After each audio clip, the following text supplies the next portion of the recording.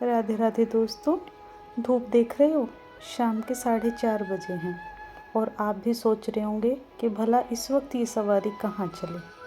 तो दोस्तों, ये सवारी तो चल पड़ी अपने एक और छोटे से खूबसूरत सफ़र पर। कहाँ पर? अरे बताती हूँ। चलिए दोस्तों, स्वागत है आपका एक बार फिर से मेरे चैनल रास्ते और मंजिलों में। और आज आप सभी को मैं ले चलती हूँ एक छोटे से और बहुत प्यारे से सफ़र पर। आज का ये सफ़र है गौशाला का, और इस सफ़र की मंजिल है सुकून, ढेर सारा सुकून। दोस्तों, ये अक्षय तृतीया के दिन का शूट है, जब हमने गौशाला जाने का प्लान किया था। हमने यहाँ चक्की पर ऑलरेडी दलिया और गुड़ का ऑर्डर मॉर्निंग में ही कर दिया था, और अब हमें सिर्फ यहाँ से अपना सामान उठाना था और गाड़ी में सामान रखवा कर उसके बाद हमें गौशाला की ओर जाना था। कुछ वक्त लगा और फिर चक्की वाले भैया ने गाड़ी में हमारा सामान रखवा दिया और हम चल पड़े अपने सफ़र की ओर। और आप ये गायें देख रहे हैं, ये वहीं पास में ही कचरा खा रही थी। सच में दोस्तों, बहुत तकलीफ़ होती है गौ माता की ऐसी दुर्गति देखकर। लेकिन केवल गौ माता ही नहीं, हर वो जानवर जो इस तरह से सड़क पर है, उनकी ये हालत देखकर बहुत दिल दुखता है।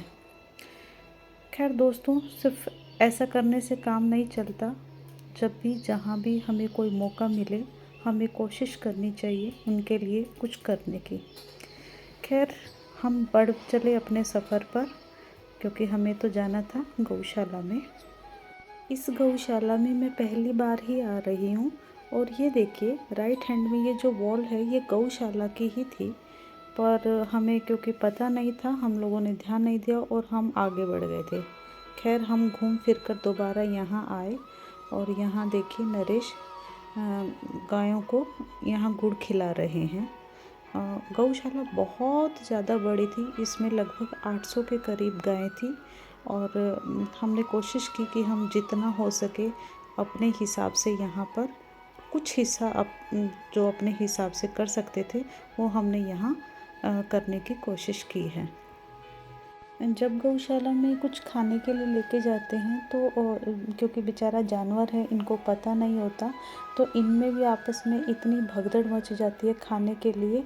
तो बहुत ध्यान रखना पड़ता है कि ये बहुत मतलब आराम से और इनको थोड़ा थोड़ा करके दिया जाए कि कहीं ये आपस में ही चोट ना खा लें।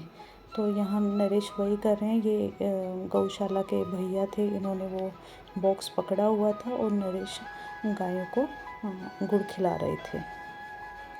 देखो दोस्तों, गौशाला में आके उनको कुछ खिलाने और उसको शूट करने का ये मतलब बिल्कुल भी नहीं होता कि आपको ये बताया जाए कि हमने ऐसा किया या वैसा किया। देखिए, इसका सीधा अर्थ यही है कि जो भी हमारे पास है, उसका कुछ हिस्सा हम जानवरों के लिए या गरीबों के लिए या ज़रूरतमंद जिसको भी जिस भी चीज़ की ज़रूरत होती है, वो काम हम अपने हाथों से कर पाएँ। और ये सिर्फ एक प्रेरणा के लिए है कि ताकि दूसरे लोग भी ऐसा करें। तो दोस्तों, गौशाला में अपनी छोटी सी सेवा देकर हम चल पड़े वापसी अपने घर की ओर। जल्द मिलते हैं आपसे एक और नए सफ़र पर। तब तक के लिए आप सभी का आभार और धन्यवाद। जय श्री कृष्ण।